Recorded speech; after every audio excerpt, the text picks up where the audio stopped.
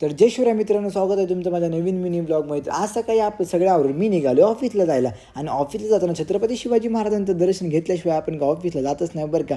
आणि मग तेवढ्यात मी ऑफिसमध्ये आलो, नेऊन बघतो तर काय हा आपल्या भाऊचं मेकअप चालू होतं. मला तुझं राहू दे, मेकअप चालू, मी घेतो तोवर काम करून.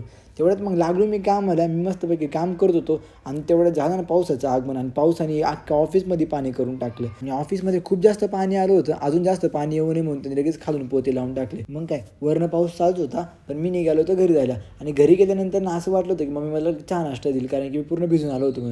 पण इथं काय ते उलटच झालं होतं आणि यांनी मला लावलं होतं कामाला. मग ते सगळं कामावरून मी निघालो होतो लगेच बैलगाडी घ्यायला, कारण की आम्हाला जायचं होतं लग्नाला आणि त्या लग्नामध्ये आम्हाला ती बैलगाडी द्यायची होती. त्यानंतर मग ही सगळी बैलगाडी करून झाली होती. मग ही बैलगाडी घेऊन आम्ही निघालो होतो लग्नाला जायला आणि तिकडे जाऊन बघतो तर काय तिथं अजून वरातच संपली नव्हती. हे सगळे अजून नाचत होते. मग तेवढ्यात आम्ही गेलो मंगल कार्यालयामध्ये आणि जाऊन बघतो तर काय नवरा नवरीचं आगमन झालं होतं. त्यानंतर लागलं ना मग दोघांचं लग्न. मग आम्ही गेलो जेवण करायला.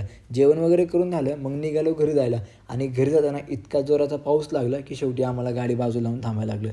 जाऊ दे, पाऊस तर पडत राहील, पण तुम्ही घ्या सबस्क्राईब करून. भेटूया आपण आपल्या नेक्स्ट ब्लॉगमध्ये. तोपर्यंत जय शिवराय.